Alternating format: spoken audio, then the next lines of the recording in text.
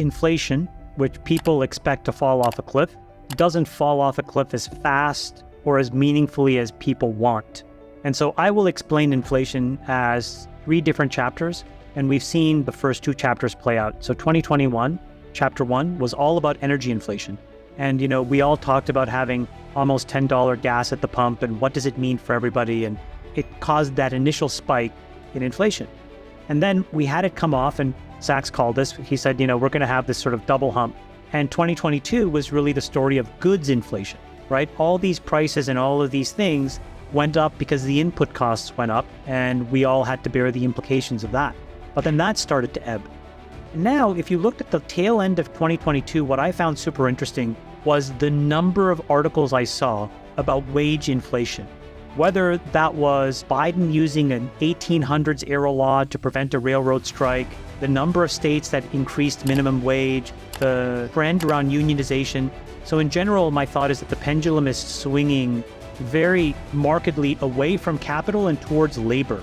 And as the labor participation rate stays low and continues to go down, and also it's compounded by an unemployment rate that may go up, right? It's going to be harder and harder to get people to do the work you need at the company you have unless you pay them more.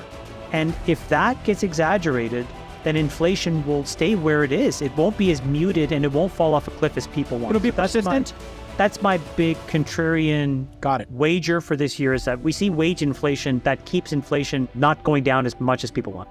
Here's what I think is going to happen this year. My big prediction is based on, I think the world has too much debt. I think that the economic slowdown coupled with rising interest rates globally and a dearth of kind of asset capital inflows means that there's going to be a lot of issues with a number of debt markets around the world, particularly kind of emerging sovereign debt. Just to give you guys a sense, global debt is about $235 trillion in public and private. That's somewhere between $5 and $15 trillion of interest payments a year, depending on what net rate is on $96 trillion global GDP. And there's another $1.5 trillion of unfunded liabilities in the US in pensions and Social Security and all this other stuff. I think this is the year where a lot of the debt markets start to unravel. The entity that steps in to try and support these unwinding moments is the IMF. And I think that no matter what the IMF does, they're going to look bad. It's sort of like Jerome Powell this past year, right? Like, you raised rates too late, you raise rates too quickly. No matter what you do, it has some adverse effect and impact. It's either inflationary or it impacts growth.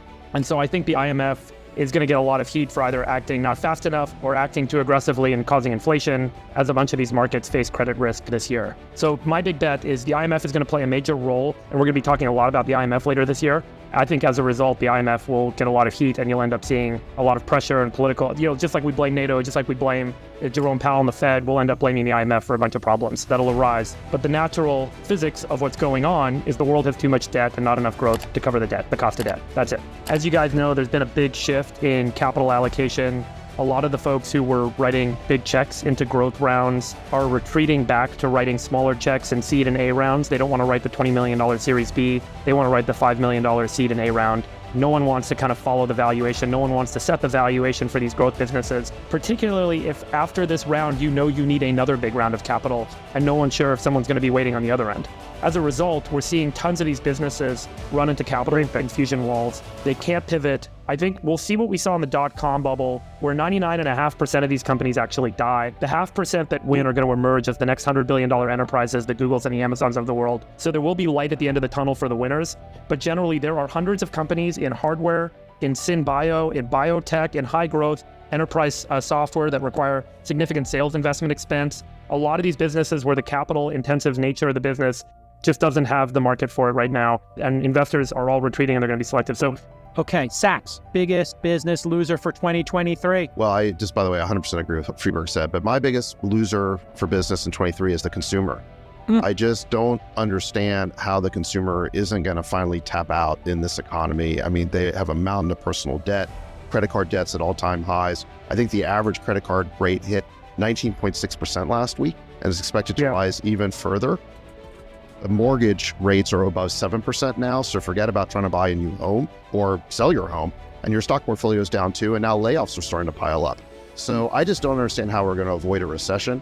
And you saw, Kashkari saying that the Fed's going to keep raising 5.4% is his prediction. I don't understand how, if rates are at 5.5%, that doesn't finally break the back of this economy and we go into a recession. Do you think, Sachs, that the economy is actually broken right now? We just don't have the data because the data lags 60 days in most people's minds, because it does feel like the consumer is just, and real estate has just broken at this very moment. It seems like it. I mean, the pain is very unequal, right? But in the tech industry, we've been in a recession for a year. I mean, like the growth stocks are down 80%. What Friedberg said is true. No one's going to fund these, high burning companies. There's an enormous amount of retooling that has to happen.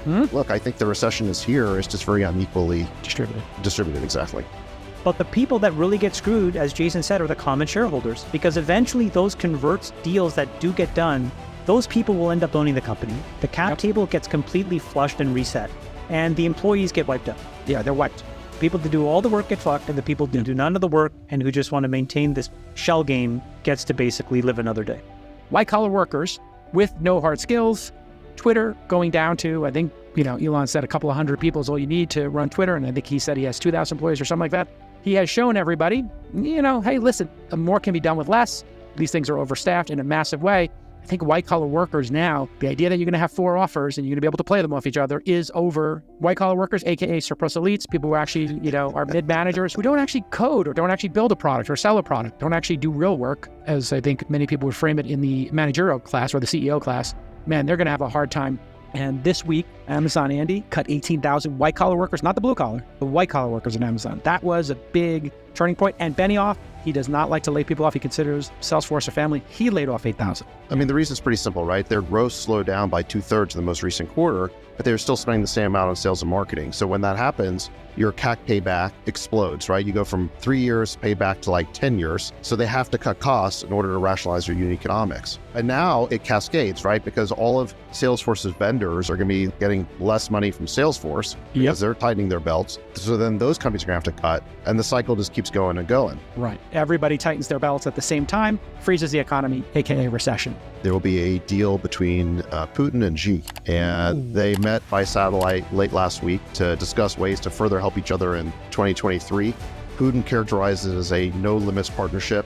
You may remember that the two of them inked a $175 billion gas deal in early February last year. That was 3 weeks before Putin invaded Ukraine. I think now Russia is even more dependent on China. We've really driven Russia into China's arms. And I think there will be a big deal, not just on energy, but on agricultural products, mineral products, and rare earth minerals that, Chamath likes to talk about. I think there could be $1 trillion deal between Russia and China this year. If I was going to go out on a limb and make a prediction. I think that's the Saudi-China trade. If this happens and oil is sold in yuan, it marks the beginning of the end of the assumption that the US dollar is the global reserve and the risk-free currency in reserve for the world. This year, exiting 2023, it may be the case that, there's historically been this belief and this continuing belief that the US dollar will always be the de facto global reserve currency. And the current mantra is that it's better than the rest. Everyone else is worse off than the US. Western Europe is in trouble, Japan is in trouble, China is in trouble, everyone's in trouble. But if there is a coalition, an economic coalition, a scaled economic coalition that starts to shift the balance of power a little bit, and the US meanwhile is taking on extraordinary debt load, spending $1.7 trillion in an omnibus bill, has this massive unfunded social security problem coming down the pipe, and are trying to manage multiple funded conflicts around the world, it could be that the US dollar coming out of 2023 starts to trade more like a risk asset and less like a risk-free asset. And so I think that that's my big contrarian bet, is that maybe this year marks the beginning of the end of the US dollar as the kind of global de facto reserve currency based on some of these big trades that I talked about happening. So that would be my big kind of contrarian. Perfectly said. I think that there's still a lot of uncertainty in the world and in the markets. And so I'm generally concerned that there's a lot of chop. And so I picked something that's pretty conservative, but I would have a combination of cash and the front end of the yield curve. So T-bills all the way up to 2-year bonds. So you can generate 4.5%, probably by the end of this year, 5% pretty safely owning this stuff while you wait for things to become more certain. And the way that I think about it is that I would rather miss the first 10 or 15% of a rally once we're really done this stuff than try to overcorrect and try to pick a bottom, just because I think that you could lose a lot of money. So I think the goal for this year is to stay resilient and in the game. And so having a bunch of cash on the sidelines ready to pound it in. Meanwhile, a portion of it collecting 5% is not such a bad thing while you wait for the bottom. Fantastic. Yeah, my answer was actually very, very similar, which is if Kashgari is right that rates are going to 5.4%, why wouldn't you just put all your money in short-term T-bills? You earn 5.5% risk-free. Yeah. Like, set it and forget it. Yeah. And that's why capital flows are moving hugely right now from equities into bonds, especially if we're going to a recession, which is inherently deflationary. Worst performing asset, I went with energy because, not that I think it's not important, but it just feels like everybody rushed into it in 2022. So it feels like it's overheated. And if we are in a recession, people might lower consumption in terms of energy and be looking for cheaper alternatives. So it could be overheated. So I went with energy. Chamath? I think that if we've learned anything from the last 3 years, you have to separate the valuation of a company and how it performs in the stock market with its value in society. So for example, if you look at Zoom's valuation has cratered, but its value in society has probably continued to go up. It's still a massively relied upon tool. The point is that markets do not give you credit for the value in society. They will give you credit when you are about to over-earn, but then they'll pull it all back when they think that you're going to under-earn. So in that lens, I think that tech will have a tough year. I think energy will have a really shit year. And probably the biggest asset class that is going to get pressured is going to be junk debt.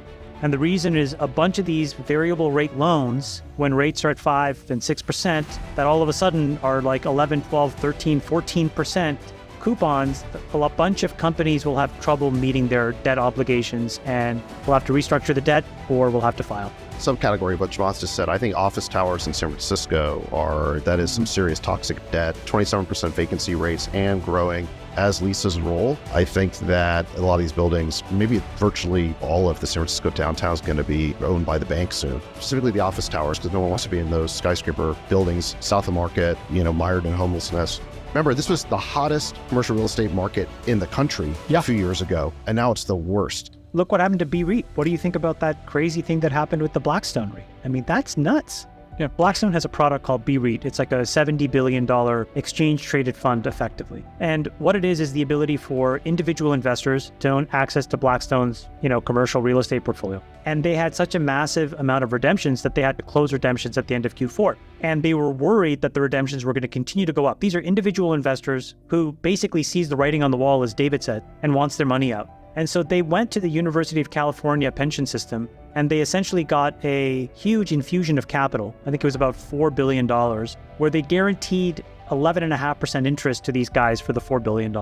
And they also posted $1 billion of their own equity in the actual REIT to backstop it. What does it show you? I think what Sachs is saying is really right. It may not just be in San Francisco, but with all of these people either getting laid off, with all of these people now working remotely, we may finally start to see the beginning of the reckoning in commercial real estate, which has been an unbelievably performant asset class up until right about now. And on top of that, you have to factor in these much higher rates. And so these building owners, if they financed it, which they invariably have always financed, they have huge variable rate payments that are due on these buildings. The rent rolls are lower. Even people like Twitter is just refusing to pay the rent. So you have to take them to court. So it elongates when they have to pay. And so you could miss a bunch of rent payments and all of a sudden the banks could just go crazy and take ownership of these things. It's really simple. I've mentioned it before. It's consumer credit. We assumed that rising rates and inflation would taper down consumer demand, meaning consumers buying goods and stuff. And that certainly hasn't happened. I'm in Vegas right now. I was in the car yesterday and the driver grew up in Vegas. He's like, I've lived my whole life in Vegas. He's like, I've never seen a December like we just had. It was packed the entire month. He's like, normally in Vegas, it's dead up until Christmas and then New Year's people come into town, but it's normally dead. He's like, I've never seen such a busy month. And I think we see this in the numbers. Consumers are still spending like it's 2021. They're still spending like interest rates are zero. As we talked about, consumer credit is skyrocketing, wall rates are skyrocketing. And so I think we're going to run into a real wall with respect to consumer credit sometime this year. And you're going to see such a complicated, interwoven market of assets. There's a lot of different ways to trade it, but I think it's going to be, in general, consumers are not going to be able to meet their debt obligations. Could be mortgages, could be credit card debt, defaults are coming. The market has priced in a bunch of this stuff. Obviously, companies like Affirm and, what are they called? Buy now, pay later companies, credit card companies, mortgages. There's a lot of assets that you can start to kind of pick apart. Where do you think this unravels first? What gets hit hardest? What's underpriced and overpriced? Probably a lot of good pair trading to do, as Chamath kind of loves to talk about, with respect to which of these are more likely or less likely to be sensitive to this dynamic, but it's going to be a pretty ugly scene. Consumers just have way too much debt relative to their earnings right now, and it's pretty nasty. and they have some confidence that they'll always have a job or some way to pay their 4 easy payments. Dude, muscle memory is serious. You come out of 2021 when you had, it's not just stimulus checks, it was the low interest rate and easy credit availability everywhere. And it's just easy to jump into getting new stuff and cool stuff. And then when you get used to getting new stuff every week or every month, you kind of stick with it and you're like, I don't want to give it up just yet. Not just yet. And so it's hard to kind of step back from spending when you have a new type of lifestyle. And I think that's what's going on. I think this is an incredible observation. Yeah. This guy that runs car dealerships, and he sent them out how much incredible money, what a significant percentage of people's income they are spending on their monthly car payments. And people buy these cars that are well beyond what should be kind of a reasonable budget. And the stretching is going to snap this year. Yeah, absolutely. Most anticipated trend of 2023 related to yours, I went with austerity. I have a friend who sometimes flies private often. And I was talking to him about his Christmas vacation. This friend of mine, Chamath, instead of flying private to his vacation, he had to pick up his kids, he had to go back and forth. He was driving his car. Who would normally fly private to Lake Tahoe. And he's like, no, I can't go out with you skiing on Friday. I got to pick up my kids. And then I'm driving back. I said, wait a second, how are you doing that? He's like, I'm driving a car. I said, what? Who's driving the car? He said, I'm driving the car. And that's why I say austerity is my anticipated trend of 2023. I agree with you. I actually think this is a really good opportunity to pull back on so much waste. I haven't really looked at my household budget in probably 2 or 3 years. Didn't even bother. And then when I looked at it, I was like, wow, this is really inflated to a level that I didn't expect. Yes. But it makes a lot of sense to live in a more heads down, austere way